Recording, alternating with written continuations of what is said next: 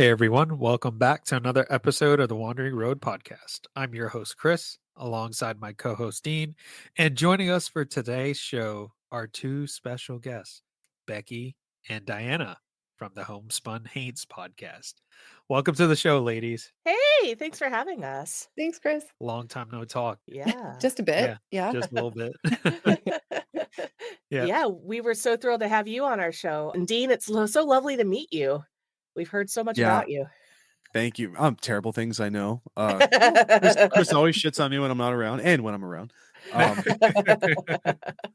I do have a question for you guys, though. I didn't catch up on this last time, and I apologize if you explained it in one of your videos that I didn't see. What is Homespun Haints refer to? When I saw Chris put that in there and reserving in the calendar, I thought he misspelled haunts. But then I saw it's actually Haints, and I'm like, so I got to know, like, what is Homespun Haints? Where'd that come from? Well, Haints is not a very common word outside of the South. It is a word that is used especially in like back roads, middle of nowhere Appalachia, or deep, deep South, or old-timey folks will use the word haints to refer to ghosts or spirits. I like to say a haint is anything you don't want in your house. And it's actually an old Gullah Geechee word that came from South Carolina when, unfortunately, the slave trade was alive and well. The people who were working on the indigo plantations there started first using it. And it's kind of become a part of Southern culture ever since. And you will see it if you go into a paint store. Every once in a while, you might see something called haint blue. And that is a particular shade of blue that we use here in Georgia and Tennessee and surrounding states to paint our porch ceilings, our window frames, and our door frames to keep the haints out. So haint paint. Interesting. haint paint, yes. Haint paint. It's the specific color blue. It's got to be blue because Yes. apparently haints can't cross water. And so the Mhm. blue tricks them into thinking it's water there in the doorway. Right. Also, potentially something to do with malaria and mosquito repellent properties of blue paint. You guys know, like, Maui wildfires and stuff like that happen, Mhm. right? Yeah. I live in Hawaii, and I saw that everywhere. Like, it was just nonstop posted everywhere for a while. But apparently, people were getting conspiratorial because all the homes that were left over that the fire missed were blue. They were like, Yeah. have you seen those photos? There's like burnt photo, like there's photos of burning, like burnt stuff all around a home, and then it's just a blue painted home, and it's like untouched. So that's really interesting. I remember seeing that. Yeah. Did saw that? did anybody come up with a reason for that? I don't know. I think there was some kind of thing that was scientific. I don't remember what it was though, but yeah, it's weird either way. Okay, Whoa. so blue houses, just the whole thing, everything, haint blue. No Well- ghosts, no fires, no mosquitoes, we'll be safe. Right. Well, and I mean, Maybe. obviously the fires were started by demons, so it will protect you from demons. There you go. Right. Or if you want to be ultra conspiratorial, people were saying that they saw like beams of light coming down from space and like catching Maui on fire. That was a fun one. Seriously? Oh, how many people said that? I don't know, but like one. It was just one guy. Just Wow. one guy? Ah. Were they Those Jewish? ancient aliens. Were they It was Jewish me. space I started lasers? spreading. It was you, yeah. That's what we thought. Yeah, testing space lasers, right? Yeah. Oh yeah. my god. I don't think we're that far away from that reality. I think that, like, because there's so many companies that have access to so many funds and scientific knowledge and all these people who are really like just brilliant, and they could just go off into the desert somewhere without notifying anybody and shoot up a little thing into space. You know, how would we monitor that? How would we oversee that? And then you just start seeing things catch on fire around the country, and then we know That's there's weapons in space. So there you Yeah. go. That's a good point. Thanks for creating that sense of doom. Another I didn't direction I already have to look Like at. we don't next have year enough when I leave already. the house. Right. However, one really cool thing about the fact that we have so much technology that we have access to, have you seen all of the really cool footage of like marine life and animals that we thought were extinct that people are picking up on their drones? It's so cool. I just saw some No way. videos the other day of leatherback tortoises or turtles, I think in Australia, that apparently drones can see this and they're not bothered by the drones. And we're discovering all these new cool species as a result, or seeing species we didn't know were still around. So So private citizens are flying their drones out and looking for these things and they're finding them. Is that what's going on? Well, they're not even looking. They're just flying. They're like, "Oh, I'm gonna Oh, fly they my just drone catch it. over." Yeah, and they're like, Oh, "Oh my gosh, wow. whoa." Yeah. So it's I don't know. Again, in this day and age, I'm trying to find the silver lining, the things that make me happy. So I'm reading a lot of articles in Scientific American about strange discoveries and stuff, and it gives me just a little bit of joy. Yeah, you got to find it because it's like Yeah. it's so hard to find nowadays. And Right. you kind of feel like a little bit manic and maybe crazy trying to come up with that sort of thing because Mhm. you're kind of like glossing over the shit, and but in reality, it's just you're just trying to like grasp onto something you can hold on to, and it just feels like Right. it's like it's a different feeling from when we were kids. You know, we had bad days and like, oh, I can just go home and like play this game or do something that I really like to do. But now it's just like it doesn't help as much. Like, It's hard just to does not help. unplug. It's hard to Right. unplug. Yeah. It's always Yeah. in your face. Yeah. So, Becky, Diana, why don't we go into the origins of Homespun Haints? How did you get that started? Did you have any paranormal experiences early on in your life that kind of latched you in like it did to me? How did you guess? We Well, all have one thing in common. right. Well, I think I won't speak for Diana, but I'm sure it's similar for her. But for me, growing up with the paranormal was just kind of a way of life. I grew up in Upper East Tennessee. It was rural Appalachian Mountains. Where I grew up, it was it's not a very wealthy area, a lot of poverty. We didn't have much to do, and there really wasn't anything to do except go hang out at the local 7-Eleven. And if we were lucky enough to have a 7-Eleven, it was probably be like a mom and pop ripoff of a 7-Eleven. But what we did to entertain ourselves was we would light a fire in a cow pasture somewhere and sit around it and tell ghost stories. I just thought that was normal and everybody all over the world did that. And we would tell urban legends and tales and things like that, but we would also share our own personal stories because everybody had one. Everybody had a story, and ghosts were just a part of life. Everybody had grandma banging around in the attic, or they saw an old carriage walking down the old carriage road in the middle of the night, or they had a spooky experience when they were kids or when they were adults. And I was kind of shocked when I moved out of Tennessee and realized that apparently I was the weird one. So I'd always been trying to find a way to bring that joy that I had from those ghost stories to my present day life and to the people I love and to just audiences around the world. And I met Diana actually almost 20 years ago. We've known each other a while in Florida, and we just kind of were kindred spirits when it came to the spooky stuff. And when I decided to launch this podcast, I talked to her about it, and she was like, "I think you need a co-host." So I will like hand things over to Diana and let her tell you a little bit about her experiences. And then we both have like a lot of our own ghost stories that Oh, yeah. we can Oh, yeah. share with you too, if you'd like. The reason that Becky realized she was the weirdo is because she moved to the Midwest. And in the Midwest, we don't talk about ghosts. we, we generally get looked at like we're going to get locked up somewhere when we talk about ghosts. So when Becky met me and said, "What's your ghost story?" I kind of looked at her like, "Who is this person?" It's not my personal experience. Even going to college in Louisiana, I didn't hear any ghost stories from people as though they were like a real genuine experience.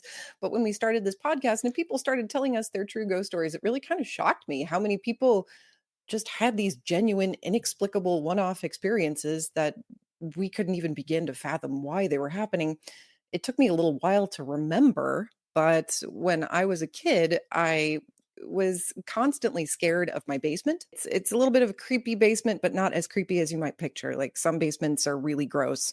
My basement was almost finished as a living space. So I Don't believe her lies. It's creepy as fuck. it's a little bit creepy. Okay, so it's like half creepy basement, half living space. So it's like living in an old broken down abandoned insane asylum or something. But basically every time I would come up the stairs, I would feel something grasping at the back of my hair. I had long curly hair at the time, just feel it grasping and catching on something, and it wasn't anything physical that I could see. Interestingly, this basement also had a floor grate because the house is from the 1920s that I grew up in. And the floor grate was basically just balanced in the hallway between my bedroom and the bathroom. And so at night, I would have to leap over this haunted basement that creeped me out every time I wanted to go pee in the middle of the night. So I was really like, had mixed feelings about it. But as a teenager, I had to move down there because that's what you do when you're 14 and you're cool. You just want to live in the basement for a year. And also I was trying to remodel my room and paint it and stuff. So I moved down there and I started having these bizarre dreams about basically seeing myself from a distance, seeing my body from other parts of the basement, as though I was another physical being watching me sleep. First time I'd ever had those dreams, and they were pretty intense when they started. Come to find out that when before I was born, my mom's best friend had a kid, little toddler, who would look down that floor grate and swear that he saw somebody down there that he was talking to. He said it was Mickey Mouse, but he was a toddler, so I never got that feeling. Not Mickey. Satan. What Mickey Mouse is- Yeah. Exactly. So I started this podcast with Becky, and started really exploring things in the supernatural, which before I kind of just dismissed as, oh, well, it's probably not true. Started recounting these things that had happened to me as a kid in this house. I mean, as a baby being changed, I was constantly just talking to the walls and ignoring the humans around me. After we started the podcast, I had this experience where I was down in the basement. I forget what happened to prompt this, but I had heard some kind of bizarre noise. And so because one of the psychic mediums we interviewed had just told us, hey, if you need to talk to a spirit, you just have to like bluntly speak to it out loud. And so I said something like, are you here? Knock once for yes. And I heard instantly, and I was like, "Wah!" And it was like, oh, it was probably the water heater. It's probably like the dryer or something cooling down, right? That's And probably then not. Then a few weeks later after that, I was pulling a scarf, like a thin, like wispy scarf out of the washing machine, and I was hanging it up. The washing machine's in the basement, of course, because, why not It's put the your Midwest. appliances the spookiest place in your house? But I was taking this scarf out and I was flipping it like that to try and get it over the clothesline that was right there next to the washing machine. And as it fluttered down, I looked down below it and I saw feet, pale, small, like childish, dirty, bare feet. And my heart went a million miles a minute right away. And I gasped and I ripped the scarf down from this clothesline, and there's nothing there. So, so is my basement haunted? It's absolutely haunted. So of course when Diana tells me this, I'm like, Diana, this is so fucking cool. We've got to do something about this. So I flew out to Tulsa and we had a 4-hour live stream seance in her basement. And we did the Estes method. If you're familiar with that, that's where somebody is like blindfolded and is wearing noise canceling headphones while somebody else asks questions. It's all live streamed. And also because her basement, we weren't sure if it was going to be, we were opening up some like portions of her walls that had never been opened before. So we wore hazmat suits, but we gothed them out. So they were like goth hazmat suits. It was really a lot of fun. But what was interesting was both of us, we had a lot of people who watched this who are very sensitive, psychic, and they would say things like, oh my gosh, what's behind her? Just as you would see us like blindly wandering around, blindfolded, headphoned in the basement, go like, ah, like something was behind us, or like jerking around like we saw something or heard something. It was really scary to watch the replay. Like it was Not to mention feeling things around us, but we had an autofocus 360 camera that kept refocusing right here. behind us. The whole time we're sitting down in the dark with the headphones blindfold, can't see or hear anything. And this camera is like focusing right over our shoulders. Yeah. Please Yeah. tell me that's not the house you live in right now, is it? Not anymore. No, okay. That's the house I grew up in, though. You so, okay. mm, Yeah, explains a long lot. experience. Yeah, it does. Well, for me, I don't even know where to begin with my experiences. The story that we opened the show with, our very first episode, was kind of when I was starting to think, maybe I do have some experiences I could share. I love to travel. I travel all the time, and I somehow always end up booking my family in a haunted bed and breakfast. The first time I did this, my son was very young. We were still toilet training him. And we went to this like really kind of bougie Victorian bed and breakfast outside of Asheville, North Carolina.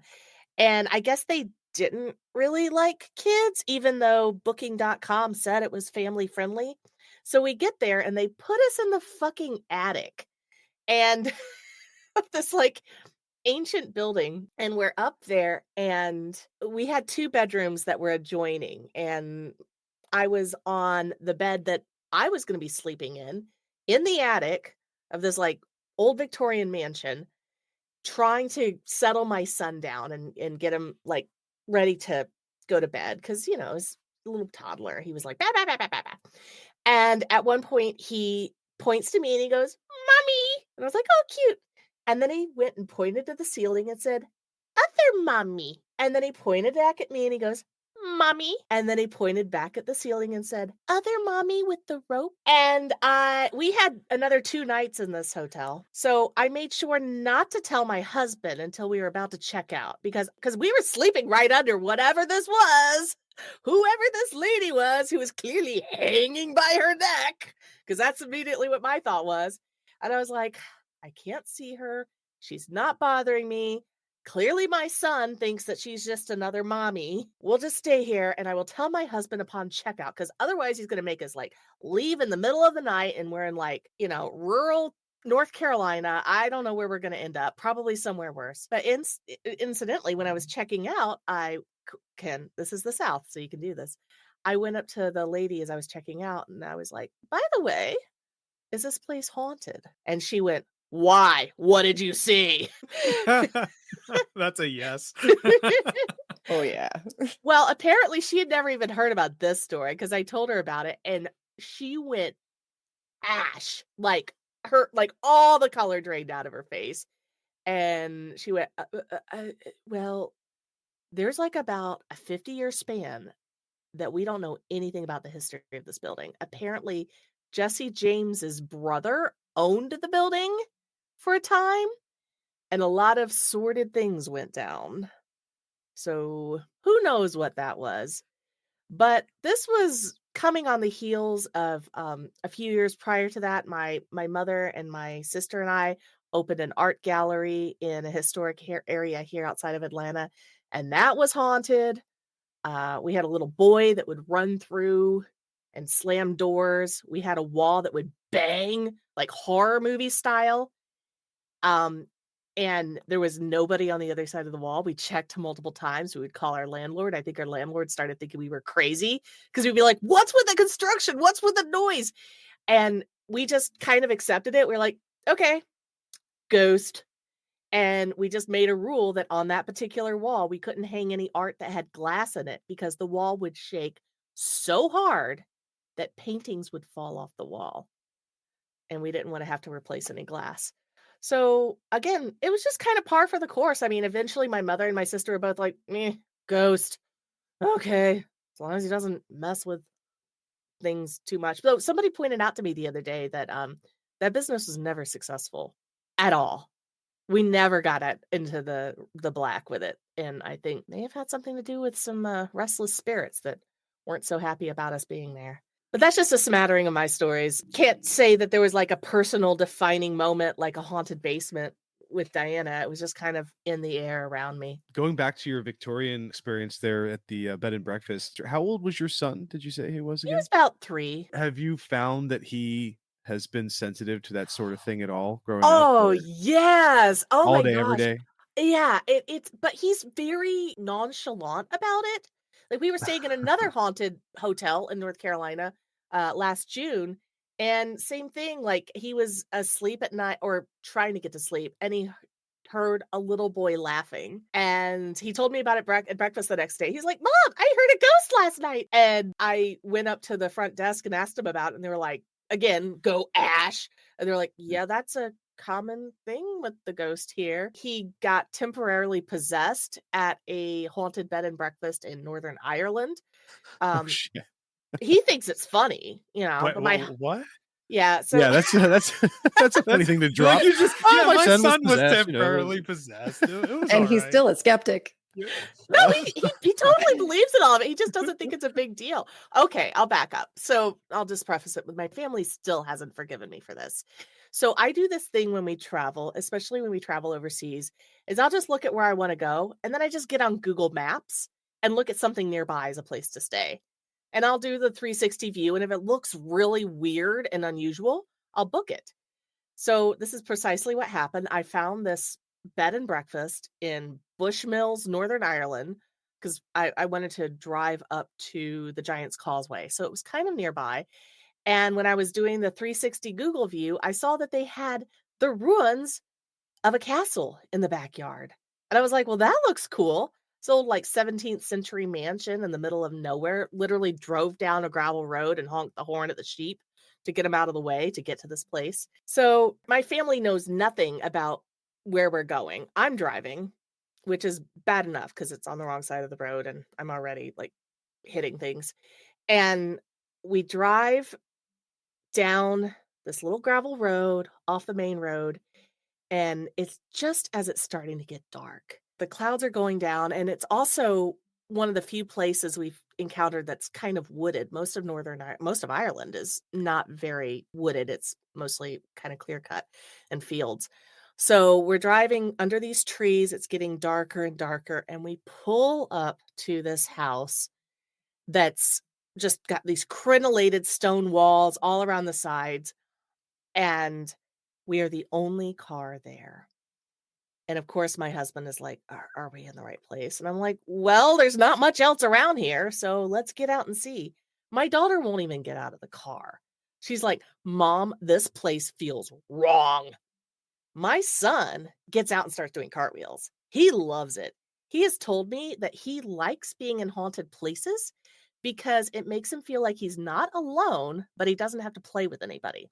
So it satisfies his like need to be around people, but along with his antisocial tendencies. So it's perfect for him. He's loving it. He's bouncing around.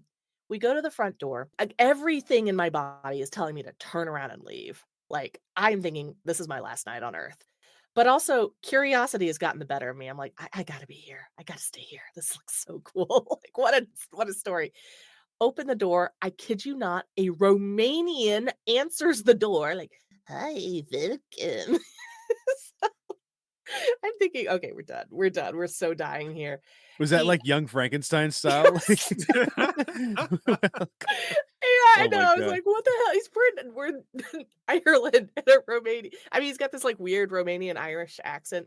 So he opens the door, he lets us in, and he's like, you're the only ones here tonight, so you can wander anywhere you want.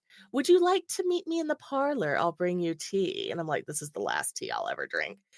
And the entire place is just filled with antiques. In fact, when I booked the place, I had to get special permission from the host to bring children there because they're like, there's all these antiques. There was like a medieval tapestry hanging over a bed. There's like swords and ancient weapons on the walls. It looks like a museum, but it's somebody's house. We sit down and we wait for our hosts to come in and greet us. That like the place has been in their family for 400 years.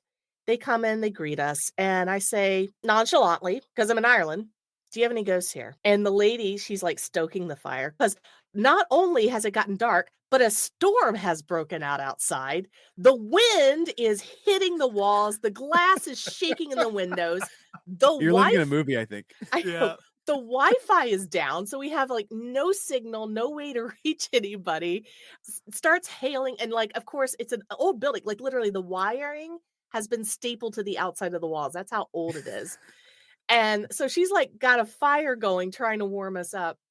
And she turns around from the fire and with this like look in her eye, she goes, oh, but can't you feel them?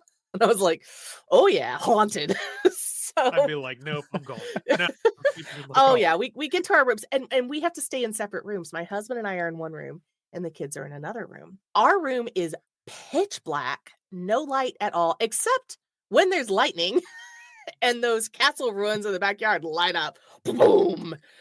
And my husband the whole time is going, "We could have stayed at the Hilton in Belfast.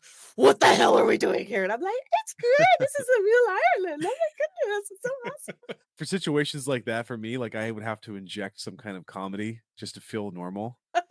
I would just yell something. Like I just need something to. I just need some kind of comedy.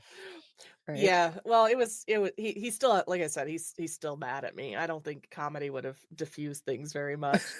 Yeah. Well, They still let you pick the hotels. yeah, well, they don't want to. Don't want to do. Well, wait, we're going to Italy in a month. We'll just wait to see where we stay Wow. there. It's gonna be awesome. Nice. Anyway, at about 2 a.m, my husband and I are awakened because my daughter comes in the room, and she's like, "Mom, I heard footsteps." And I say, "Honey, it's probably just the wind. Have you noticed that we're in the middle of a storm?" And she goes, "No, Mom. You've always told me that you should believe your children when they hear a ghost. I heard footsteps." So I was like, "Okay, get in the bed with me." I'm like, nobody's out there. Like she's like, "I opened the door, nobody was there." And I was like, "Okay, just crawl into bed with me." And my husband went into the room with my son. Well, I did have something sit on me. It's not really that big of a story. Just something sat on my feet and then it stood up. And I was like, "Okay, well, whatever. I got haunted. Go to bed." It's a great story, and you should listen to the episode where we talk about it at length for 45 minutes, but maybe a little too long Anyway, here.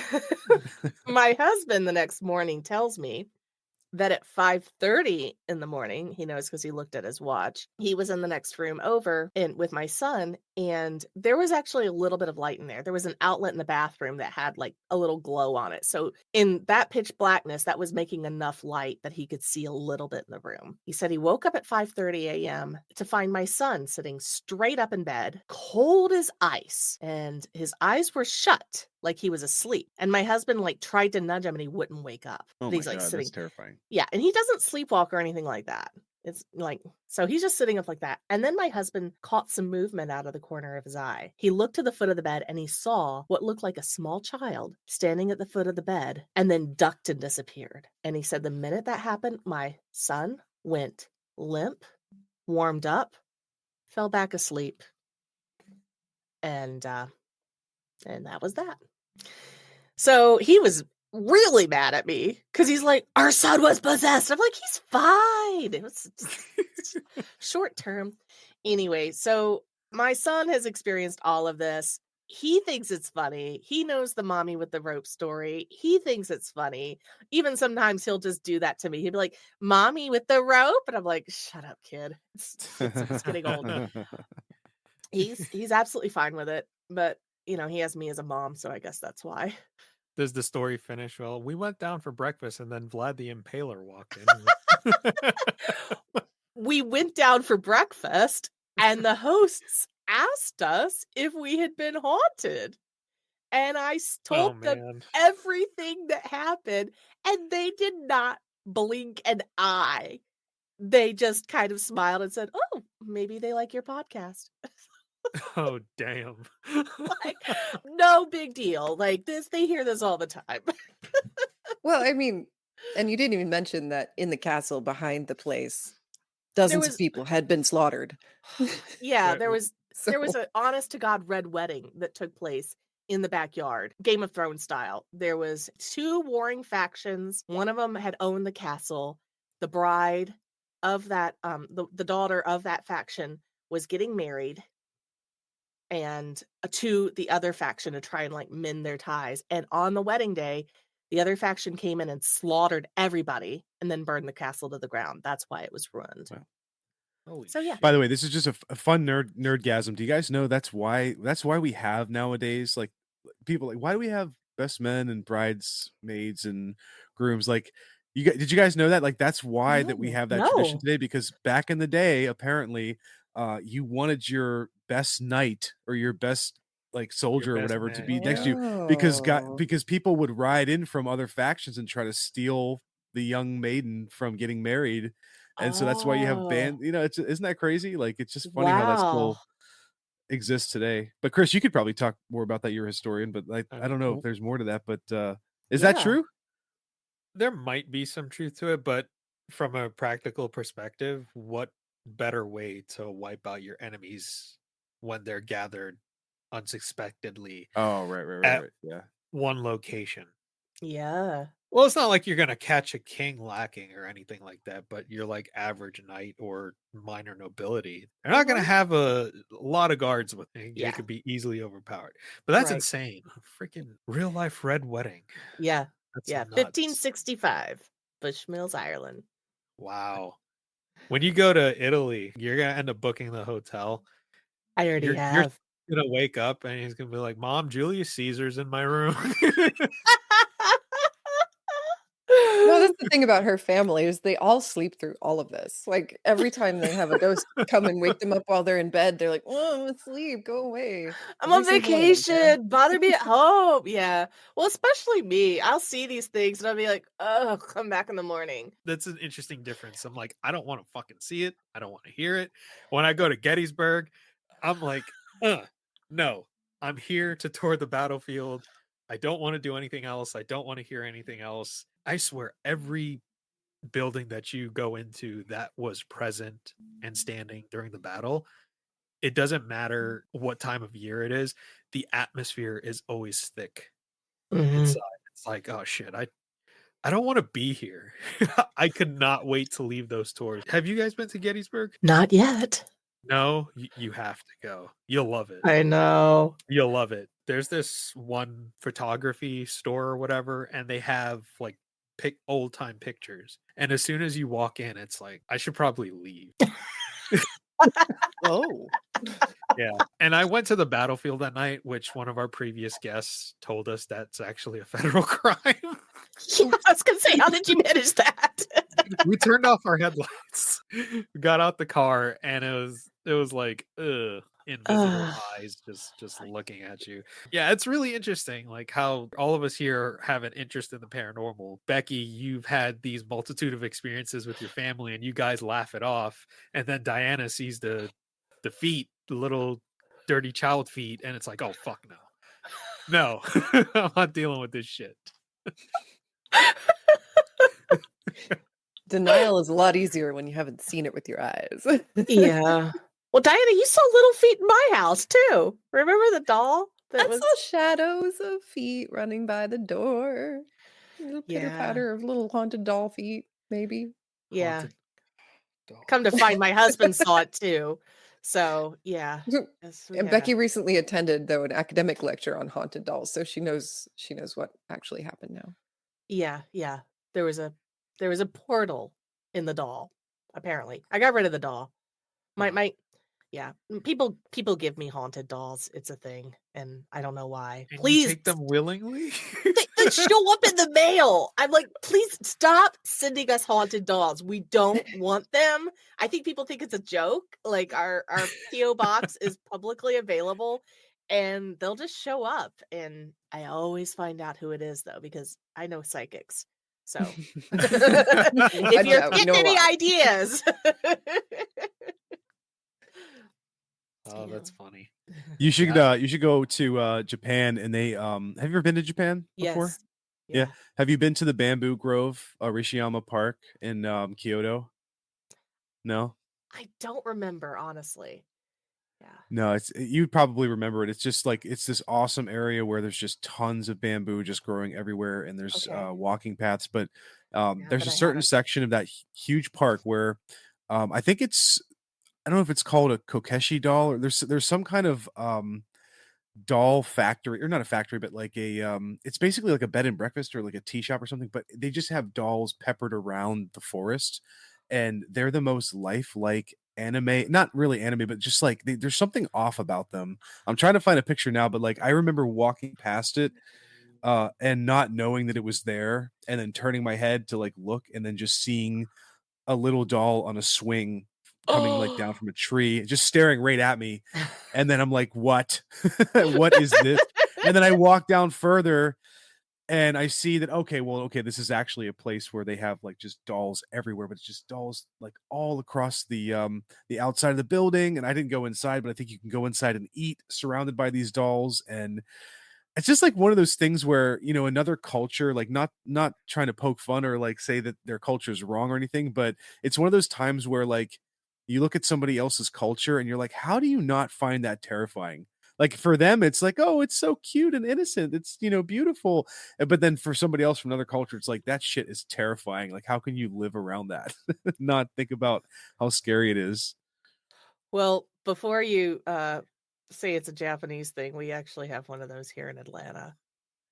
We have Oh, like a doll bed and it's called breakfast or something like no, that. well, not the bed and breakfast, but it's a trail. It's a park. It's a trail, and it's called the Doll's Head Trail, and it's a hiking trail that people have come through, and they have made art out of doll parts, and it's like just all you're not allowed to touch it. It's like protected.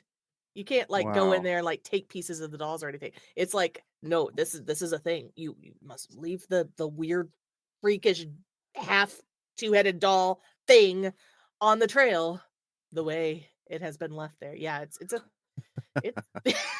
See, this is how stupid I am. I won't walk on that trail, but I'll gladly go and stay in Savannah, probably the most haunted city in the world. well, if you do go to Savannah, I gotta do a plug for the Eliza Thompson house. I've been haunted there too. It's awesome. Love it. Eliza Thompson. Yeah, it's a haunted bed and breakfast. Oh, every bed and breakfast in Savannah is haunted, but that's my favorite.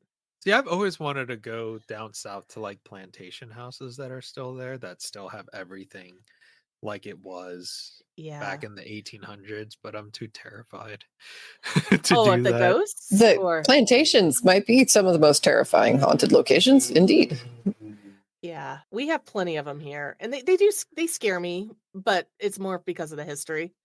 They're Right. it's just wrong. I do have like a moral dilemma when it comes to those places because it's like I don't want to give energy or money or anything like that to a place that has that kind of history, especially when it's kind of romanticizing it, as a lot of these Right. plantations do.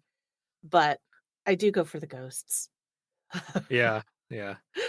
I I actually ran into a ghost at one of them here, in Atlanta. I live in Roswell, and we have these 3 big plantations, in the area, and I was there once, I was just going through the gardens because you can go there for free, and I was wandering through the gardens with my mom, and we encountered this woman there who was, like, picking and pruning the things in the garden, and she was, like, dressed in period clothing and everything, and we thought she was, like, a docent, but she wouldn't talk to us, like, we were trying to interact with her, and she was just, like, completely blowing us off, and we thought, "Okay, well, whatever, rude," and, later found out that that's a common sighting there.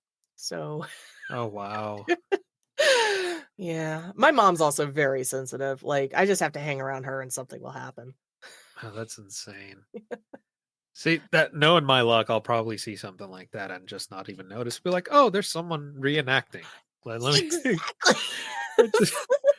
I wouldn't think to talk to them or anything of that sort. I would just keep going.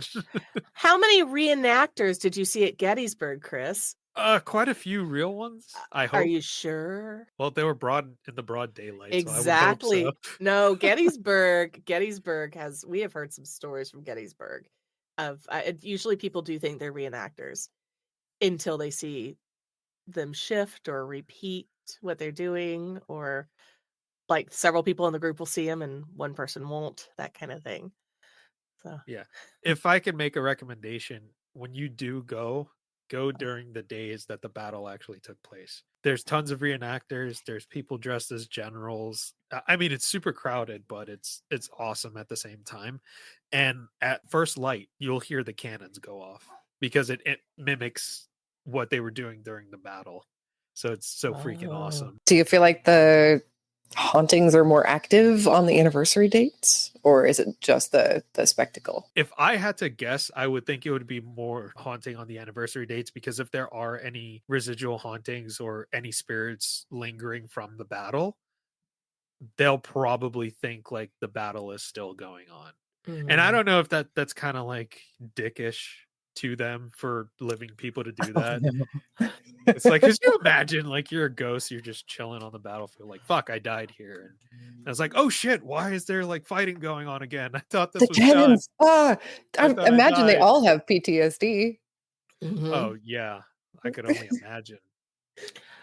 So one interesting thing that we've heard from multiple guests about Civil War battlefields and hospitals and things like that, and we surmise that it probably just has to do with the intense energy and trauma that happened there, but we hear multiple stories about time slips occurring in these places.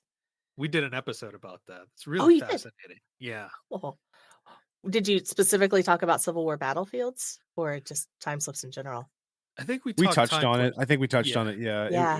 It was but that's one of those topics where you could just go so deep on like theoretical stuff, because anything to do with supernatural that can be tied into scientific explanation is just like fire. Like it's just so much fun to Yeah. talk about. Yes. So what is your explanation? I think the one theory that we latched onto that was already pre-existing, like we didn't come up with it, was like as the Earth is moving through time and space, there's something that latches on to like a subatomic particle level, in the sense that, like, you know how two particles can be inextricably linked and slip through space-time. If something happens to one across the universe, it have a simultaneous effect on the other side. And for, scientists are still trying to figure out like how that subatomic link occurs. So I like, if I had to guess like where to start on explaining that, I would probably gravitate towards that. No Okay. pun intended, because there's just something weird about the idea that we have repetition in our lives. Like, we can theorize and talk about this stuff, but So we think. each and every one of us, we have those moments where things repeat and we see the repeating. I get that all the time. I don't even know, like, as I get older, it gets more and more frequent. And even on the podcast, I think this is so crazy that we're talking about this now, because I literally just thought about this yesterday randomly. As I listen to the podcast that Chris and I do, every episode we have these nuances and we have these things that we repeat on, that we always end up coming back. It's not the exact same rhythm and the exact same topic, but it really does rhyme the way we flow through our discussions over the hour. And it's almost to a point where it's like, are we hypnotized? Like, like, how do we keep gravitating without thinking about it towards the same things? Like, I think it's the same with space time, where things just overlap in a certain way, and they either repeat in this three-dimensional space, or there's some kind of something that repeats on a subatomic level that gets kind of mixed in with our reality. Chris, do you remember what you landed on for the time slip explanation? Yeah, in the sense that time isn't linear. Everything is taking place at the same time, if that makes sense, all the Yeah. time. Mhm. So when Yeah. you're walking, you might happen to step in a spot that just lines up perfectly with the alignment of the planet and the electrons and everything going on at the same time, that you temporarily shift to a different period. I love listening to people's stories, but good gracious, what could cause a time slip? I'm a fan of the stone tape theory, but that doesn't explain any intelligent time slips or actually interacting with other things in a time slip. So that can't be right. I mean, like you said, time isn't linear. There's folds in space and there can be rips. And I think rips can occur from, for whatever reason, things that we can't explain yet. Extreme emotional trauma, the energy that we put off, it can cause a rip through that fold. And in many ways, I think that can actually explain hauntings, at least residual hauntings. Is maybe it's not a haunting at all. Maybe it's just an echo or something slipping through another time. If that were the case, like, why don't we see future hauntings? Or maybe we do and we don't We recognize it. might. Yeah, we don't know what it is. Those are the ones where you ask, is this place haunted? And they say, no. Yeah. Oh, not yet. Okay. Thanks. Diana, I did have a question for you. You said you went to college in Louisiana. I did. Did you ever encounter people or talk to anybody that said they had encounter with vampires? Vampires. I mean, there's vampire tours every night. It's a really, really popular tourist destination. There are places down in the older parts of New Orleans, near the French Quarter, that are purportedly vampire history places. But then again, we've heard alternate histories from people who know a little bit about that, saying, it was the French word for basket or suitcase at the time sounded like casket, and so people called these French exchange, like these poor French girls who were sent over to live at the orphanage, they called them casket girls, and that's where the myths came from. So it's hard to say. But I was a goth kid, so I hung out with the vampires that I knew down there. It's a kinky scene, but that doesn't necessarily mean that that there's any historical relevance whatsoever. I can't tell. We interviewed somebody who has kind of done a lot of psychic medium work down there in the French Quarter, and her experiences were fascinating and way, way cooler than mine. I'm really mad that I didn't get haunted when I lived in New Orleans. That pisses me off. Maybe But at the time, I was also really closed. I was not. It's kind of like you, Chris. I was like, I don't want to hear it. I don't want to see it, because I had just grown up in that house with that basement, Right. and was in Right. denial. And so it was hard to recognize anything going on around me as haunted. But I definitely didn't feel haunted the whole time I was there. Out of sight, out of mind Yeah. type of thing. For you two coming on the show with us, what do you gravitate towards the most when it comes to aliens? Is it something, well, first of all, is it something you find interesting, or is it kind of like you're just like, meh, if they're aliens, I don't really care. As long as they're not destroying us. Like, what's your take on aliens? I'm getting more and more open to the idea of hitching a ride. Right.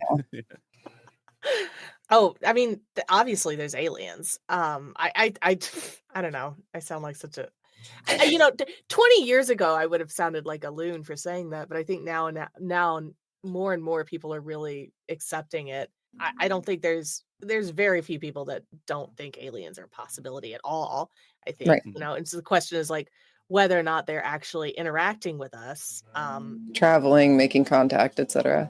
Or I think my personal opinion is I kind of reminded of, from Hitchhiker's Guide to the Galaxy, where Ford Prefect says, oh yeah, sometimes a kid will come through the atmosphere and scare the humans and make beep beep noises until his dad comes and takes him away.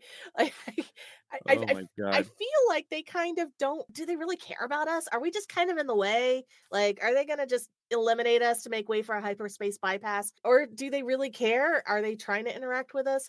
I'm of the mindset where I think they're probably so much farther evolved than we are that I feel like they're just kind of observing us, that like an anthropological study. My undergrad degree is in anthropology, so I always think about like that mindset of like how I would go to study another culture and what I would how I would interact, and if I would like be like, oh yeah, I'm from a different place, but I'm just here to interact and observe. I'm not going to change anything. Anthropology also has its own prime directive. Like, we can't interfere, but we're just going to kind of keep an eye on you and see what's going on.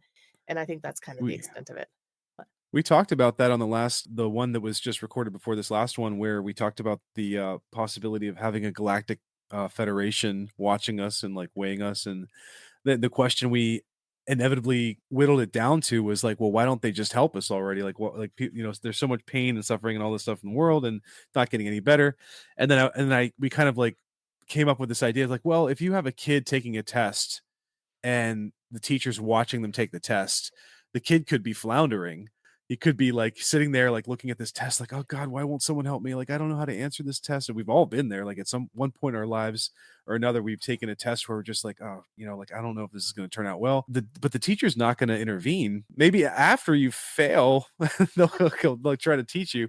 But to flip it back, since hearing that, or you were an anthropology major, you might be the perfect person to ask this, because this is something that I always think about when I hear someone say, like, have the argument, well, aliens wouldn't want to talk to us likely because they're so much further evolved, which I can totally get behind. I understand if you have beings that have a million years of advancement beyond what we've experienced as like a collective society, especially like a technological society, then they might not even have emotions that are anywhere near what we experience as emotions. Like, because all of our emotions, or most of them, are necessities for surviving and Mhm. having a collective and all that stuff. And then you can get deeper and say, well, like, love and consciousness, like there's something more to that. I think there is, but just talking from like a bare bones perspective of why humans have certain feelings, I think that there's like the way that we've evolved, our feelings are very much tied to this planet and what we need to Mhm. survive. But if you have aliens who don't have that, of course they're going to have completely different emotions or not even have anything close to what we have. But my takeaway that I always gravitate towards is, well, if someone wants to use the example of humans trying to walk up to a group of ants or a cockroach, and of course they have some intelligence, right? And you're going to sit there and you could try to talk to them all day long, but they're never going to respond to you. They're never going to answer. They're never going to give you any attention whatsoever. But the thing that gets me is I see consciousness and self-awareness as the threshold for something very powerful that we know that most, probably all other beings on this planet except for humans, they just don't have it to the degree that we have. So I would say, like, well, if you cross that threshold of consciousness where you can have theoretical discussions with yourself and you can have this idea of understanding, like, okay, like, we can't understand infinity, but we have a concept of it. We can't understand being an alien that has emotions that we can't possibly comprehend, but we can kind of conceive of that. I feel like once you cross that threshold as a being, like the consciousness threshold, it becomes multitudes easier to try to communicate with. I could be completely wrong, but does that make sense? Sort of thing. That's a very optimistic way of looking at it, and I love that. There is a lot of chatter these days about the aliens are here and we can communicate with them through our minds. Like if we reach a certain level of ascension or meditation or consciousness, like we'll be on their level. So that seems to fit in perfectly with what you just said. Or just, the dimensional idea about watching the ants, maybe that's why we can't see them, the different occupying different dimensions from us. I've heard that a lot lately too Yeah. from our Yeah, guests. that's wow. I didn't think about that either. That's super interesting, like the different dimensional stuff. And But consciousness you guys, transcends dimension, right? So yeah, I mean, you can argue that if you can transcend different space times, like theoretically in your mind, and you can just go there and occupy it in like your mind's eye, then I don't know, maybe there is something more to that idea. But flipping back to the physical alien thing, I think the other thing that Chris and I that we like to talk about, we've touched on a lot, that we'd like to get your perspectives on, is this idea that, like you said, Becky, like 20 years ago, people would have looked at you like you were crazy. And this is something that we can all discuss because we're all older. We're not too old, but we're older. I personally remember growing up in the 90s whenever the X-Files was huge, right? And like there's the mystery of Bigfoot, like the History Channel, all that. They were just coming out with these shows that everybody was whispering about, and it just felt kind of like taboo. But you're absolutely right. It's like, people would look at you sideways if you tried to argue that no, there are aliens, no, there's Bigfoot or something like that. The funny thing is now there's this level of desensitization that we've all experienced because of like the things that are going on in the Senate, the Senate hearings about disclosure. It's coming out more and more in the media and movies and stuff like that about what it would be like. We've had that exposure for the last like 20 years. Now we're at a point where it's just like, oh, I don't care. Either it's like I don't care that they're aliens, or or okay, fine, that's cool, but like how does it help Right. me pay my bills or whatever? So like I I think that's like getting closer to disclosure. That's why I keep arguing, like I think we're going to get disclosure in the next 5 to 10 years, because the level of desensitization towards all this is that's exactly what we're going towards. I don't know if it's intentional. I don't know if people have been orchestrating that like knowingly, or if it's just how things play out in humanity. But I don't know. What do you guys think about disclosure, and is it So coming and all that you're stuff? thinking that they're waiting to do full disclosure officially until we're all past the point of being shocked by it, so that there's Yeah, not a so society mass doesn't shock collapse and like, yeah. reaction. Yeah, that Yeah. makes a lot of sense. it reminds me Actually. of a line from Starman by David Bowie where he says he'd like to come and meet us, but he thinks he'll blow our mind. That's true. Yeah, or people might blow their own minds, and Yeah, like, yeah. Yeah. Yeah, I think we're very close to disclosure. Hopefully, kind of just waiting, like, why hasn't it happened already? But what is that going to even look like? We've talked to people who say you yeah. don't even have to wait for disclosure. Like you can create your own personal relationship with the aliens if you're able to figure it out. And also, one big thing that's changed since the 90s, as you mentioned, when people thought you were crazy when you talked about this, is social media didn't exist. Yep. And so now, anytime somebody has a haunting or an alien encounter, they can post about it, and thousands of people have read it by the next day, as opposed to, 1989, that didn't really happen. So Mhm. it's just kind of people are more open and accepting when they've heard personal testimonies from many, many, many people, as opposed to nothing except maybe their great aunt so and so. Mhm. Also, there's been studies that show that people are more interested in the paranormal when, like, things are rough with the economy or with the government. It's kind of like an escapism. In fact, ghost hunters got really popular when the recession, like, it had been around for a few years, but it really skyrocketed when that recession hit in Hmm. 2007. So I think that just given the tumultuous nature of everything that's gone on here in the last 20 years, I think that's also helped us become more open to it. I don't know if they know why. It's just been, or if it's I mean, they've anthropologists have noticed this correlation that has been occurring in our society, which is interesting. So you hear that, guys? That means that we all have we have podcasts that are paranormal, and we're seeing like the market collapse around us. This is it. We got to lean into it. Yeah, so you're telling exactly. me there's Time. a chance. Capitalize. We're We got to get the subscribe market now. share. Yeah, let's go. Yeah, I know. This is our recession-proof strategy. Let's go IPO. Yes, I'm on it. Oh my And buy god. some shares in our podcast.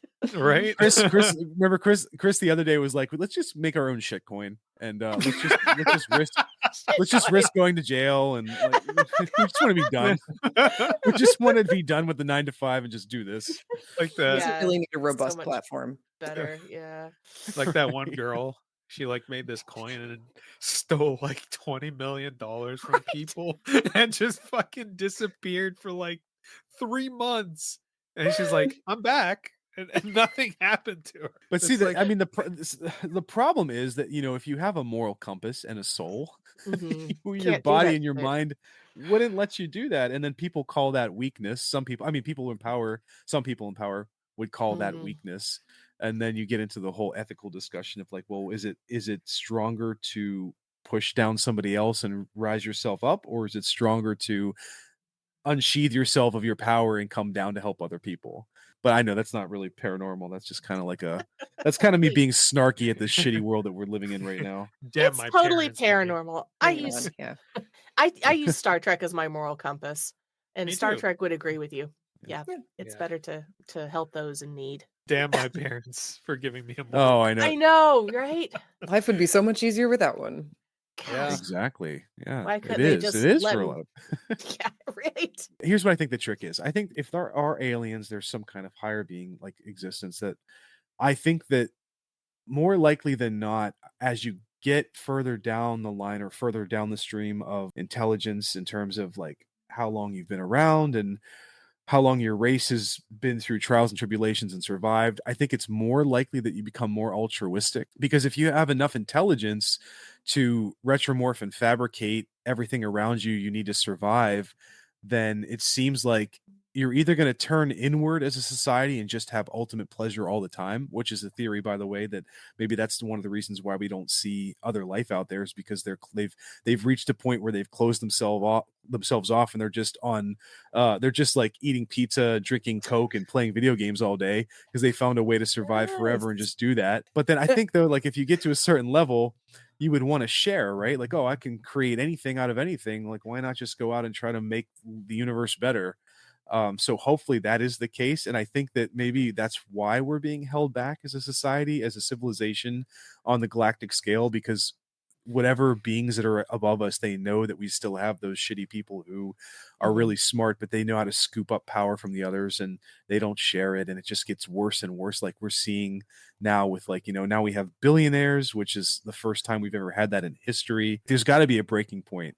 There either has to be like a complete utter collapse of society to like back to the Stone Age or worse, or there's some kind of like, utopias moment where everyone just like either through revolution or realization is just like, you know what, this is bullshit. This is way too much. I don't know. Which one do you think we're going to hit first? Well, Pessimism or Absolutely optimism? rock bottom. Yeah. see, Yeah. I think we have some fundamental issues as human beings. I mean, we are prone to hate. We are prone to segregation. We are prone to try to one up one another, and I think it has a lot to do with our just the way our brains work and our survival instincts that come from our lizard brains and everything. Again, sorry, the anthropologist talking again, but I think we're going to have to like mutate in a way, like reach some form of Yeah. evolution where we can move beyond that and get rid of these, not be Vulcans and train ourselves out of it. Sorry, I'm sorry with all the sci-fi Please, references, guys. yeah, we This is love my it. happy place. Uh, but I do think, but we are. I mean, I think we are constantly evolving. We may not recognize it, but I think just as a species, we're getting taller, we're getting healthier, we're getting smarter. Despite what people will say, we are getting better as humans, and I think when we are able to actually evolve beyond these base instincts, that's when we'll be Yeah. able to be there. People are always like, like, oh, what are humans going to be like in a million years if we survive? It's like, we're not going to be humans anymore. We're going to be Or schlumans. We're going to be some Yeah. other, Mhm. like, step above all that. But I mean, Yeah. like, the last thing I'll say is my daughter said this to me yesterday that just really struck a chord with me. She said to me, Daddy, I love everyone. I've never heard her say that. And I've Aw. never taught her that. I've never taught her that. I don't like, maybe she heard that at school, but like we always try to tell her like, other people are the same and all the good stuff you would want to teach kids. And so she seems like she came up with that idea by herself. And then my brain immediately went to like, shit, like she, like holding on to that love and appreciation for the beauty of collectiveness and like all that stuff that's going to have to go away when she gets older, because that's just not how the world works. Right. Then we go back to the conversation of like, well, is it intrinsically, is it really in us to where we love like everybody and we're at that level of understanding and peace, and then we just have to grow out of it because we have to fight for resources and stuff like that in the real world? Or is there some kind of way that we can like retain that? What do you think? Can you ever get to a point in humanity where you can retain that like essence of love and appreciation, or is it just completely incompatible with the way life works? Oh, that would be wonderful, right? I think it would Yeah. happen very slowly, but I think it can happen. And I have a lot of faith in these future generations. Man, they are so much more awesome Oh than my God, my daughter, yeah, she's so like, she's like, I can't even trick her. Like, I cannot even do like oh, look, where'd my thumb go? Or like, I like take her toy and put it in a paper, and she's like, I'm like, it must have wandered away. Your toy must have walked away. And she's like, she looks like right at the paper, and she just looks at me and smiles. And I'm like, if someone did It's that like to it's me when I behind was you, her age, dumbass. I know, I swear to God, when I was like, if I was her when I was her age, and someone would do that to me, I would be like, oh, like, like, how did you do that? Like, where did it go? So I But what hope does they that are mean getting for smart. like the amount of information coming into her little brain all the time that she's one ahead of you? How goodness, I know, how could right? that How does it possibly be happen? good for somebody to have that much information in their brain at age 4 that they already know all the tricks and all the Easter eggs and all the hidden answers and all the riddle answers? You're not supposed It to know doesn't every sound very answer at magical, 4. right? Right. I wish it was easier than that. Ah, Dude, that's the that face I make when someone shows me a new Excel formula. Like, completely honest. I fucking hate that application. But anyway, circle back to what Dean said about disclosure and whatnot. I think as long as we behave as the galactic Waffle House, where we'll fucking fight anybody, aliens aren't gonna come and want to interact with us, to be honest with you. Because what's the first fucking thing we do? Oh, there's a UFO. Oh my God, it might be a mothership. Scramble the jets. Like, we want to fucking blow it up. Let's blow it up and see if we can reverse engineer it to make more shit that can make more explosions. Like, that's literally how we're wired. And it's interesting you brought up from the anthropological perspective, Becky. For me, I studied to be a historian, so Mhm. I think there's like a lot of overlap there. And what you said about the paranormal and people gravitating to that when it's not great times socially, economically, you notice that happens like in the medieval period Yeah. with the polarization of the Abrahamic faiths. It was a shitty time. The Mhm. Western Empire just collapsed. You had all these barbarian invasions. You had the setting up of feudalism, these different chieftains, these different kingdoms sprouting up everywhere. what do I have to look forward to? The concept that this life sucks, but as long as I do the best that I can, I will be rewarded in an afterlife. So there's always some sort of spiritual distraction. So I found that interesting that you made that correlation as well. So Yeah, well, I love that you brought that up. Clearly, we're both right. yeah. IPO. Right? Yep. Yep. We'll combine our names and just Yes. IPO. Yeah, We'll make this exactly. awesome like meme coin. The that Wandering everybody- Haints. The Yeah. Wandering Haints. That Wandering doesn't Haint sound coin. bad. The Wandering Haint coin. We'll release it for like a week. Then it's gonna top off, and then you'll never hear from us. Right, exactly. Except in your dreams. Ooh. You have to astral Cayman project to Islands get your return. year-round. Right? No, we're not really gonna do that. If there's any feds listening, we're just joking. It's just been so great to discuss random shit because sometimes we go linear, it can get dry and boring. And I think like I would love to just riff with you guys again in the future. I don't Yeah. have any questions else, but like unless you guys, Chris, do you have anything else that you wanted to ask? No, I don't think so. Other than, can we come back on your show again?